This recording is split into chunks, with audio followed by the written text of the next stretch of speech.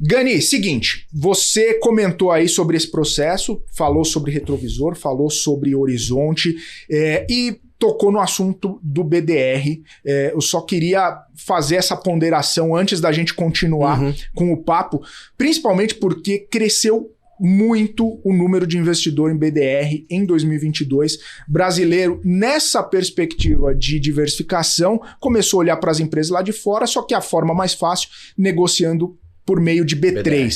Certo? E aí, a questão é a seguinte, você falou, o dinheiro ainda está no Brasil, mas para aquele investidor que ainda não está, de repente não muito confiante ou ainda não tem essa percepção de que é possível e até fácil, né, olhar lá para fora por meio de uma corretora, como a própria Avenue, BDR é o primeiro passo e ok, né? Tem uma certa liquidez, tem as empresas mais negociadas e tudo mais. É um primeiro passo ali, né? É um primeiro passo, né? Eu não acho que seja a solução ideal, mas é melhor do que você ficar só exposto ao Brasil. Então, vamos lá. Qual que seria o mais rudimentar? Né? Fala, eu vou comprar ações de uma empresa brasileira que é bastante exposta ao dólar. Porque daí, se o dólar dispara, essa empresa acaba sendo beneficiada. Que é um exemplo, uma Suzano, por exemplo. Né?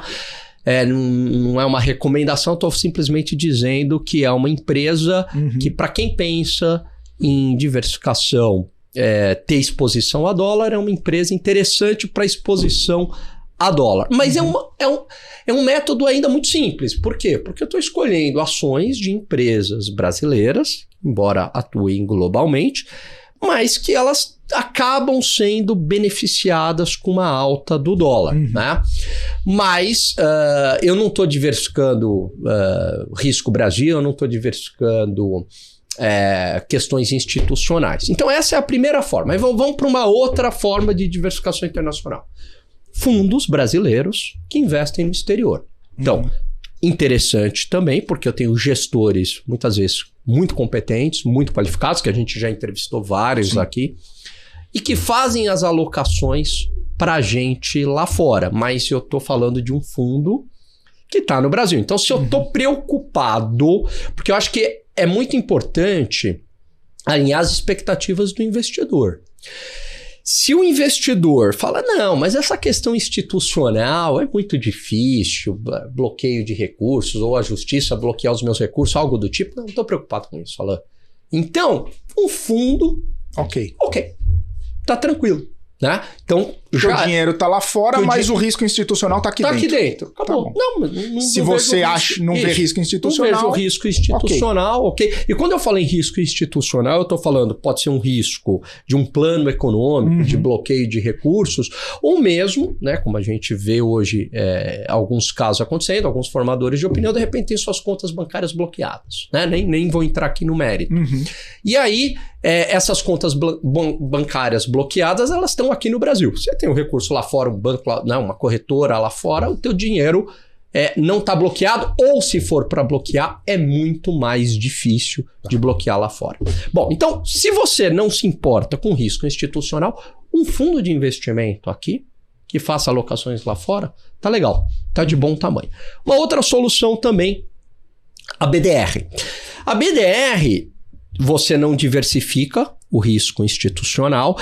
E se travar o mercado de câmbio, Filipão, por exemplo, começa o que a gente está muito longe dessa situação, porque a gente tem muita reserva. Mas se o Brasil começa a ficar com pouca reserva, como é o caso da Argentina, travou o mercado de câmbio.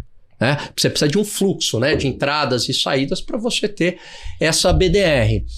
Aí acabou, matou o mercado de BDR. É impossível pensar num mercado de BDRs, né? O equivalente a uma BDR seria uma Argentina Deposit Receipt lá na Argentina. Por quê? Porque você tem um mercado cambial muito fraco, o país não tem reserva. E não tem fluxo de entrada de muito dólar. É uma situação complicada. Muito diferente do Brasil. O Brasil tem reserva, tem muita reserva, quase 400 bilhões de dólares em reservas. E tem entrada. E fluxo. Até mesmo por conta das empresas que têm exposição lá fora. Total. Então, o Brasil está longe disso, né? Mas a gente nunca sabe, enfim, as coisas mudam. Mas se eu não me preocupo com isso, então BDR, ok. Qual é um problema que eu vejo nas BDRs? Embora, de novo, é melhor do que não fazer nada. O problema que eu vejo, Filipão, é o seguinte, conversando com alguns clientes, né, inclusive eu até disse, olha, BDR pode ser interessante, então eu tenho um cliente que é graúdo, com muito dinheiro, falou, puxa, Alan, mas BDR, pouca liquidez. Então, a liquidez, tem liquidez? Tem, só que não o spread entre a compra e a venda para algumas BDRs vai ser alta. Então, o que é a liquidez, né? Acho que é importante a gente dizer isso, né? É a capacidade de você transformar o ativo em dinheiro, que você pode trocar por qualquer coisa, rapidamente. Isso é liquidez.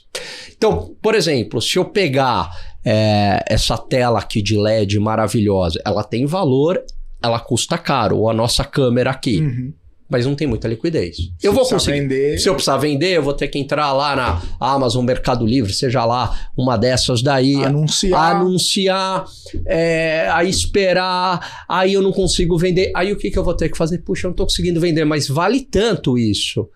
Não quero esperar, vou baixar o preço, né? Então, a liquidez é a capacidade em transformar o ativo em dinheiro, né? Em tempo rápido, em tempo hábil. Muito bem. É lógico que se eu estiver falando do JP Morgan, se eu estiver falando de uma BDR da Apple, da Amazon, né? Da Google, da Alphabet, né? Eu vou ter muito mais liquidez e provavelmente as pessoas que investem em BDRs dessas empresas não vão perceber esse tipo de coisa. Agora, você tem mais de 800 BDRs listados, mais do que ativos, do que ações. Sim.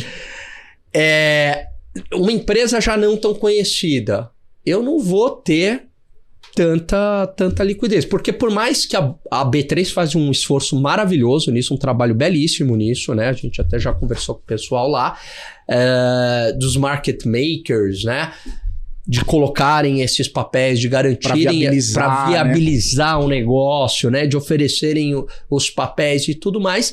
Mas quem está na ponta, o cliente final, pessoa física, e que opera com isso, eu tenho ouvido reclamação de, puxa, eu não consigo vender no preço que eu quero. Então, BDR é legal, é uma opção, tá? Mas tem que ficar atento que em algumas BDRs você vai ter um problema de liquidez. E, para quem se importa com questões institucionais, eu não estou diversificando institucionalmente. Tem vantagens? Claro que tem. Né? Para apuração de imposto de renda é muito mais simples, né? Porque simplesmente você já está aqui, né? É menos burocrático, não tem uma operação de câmbio por trás, enfim. Então, a BDR é uma porta de entrada, sim.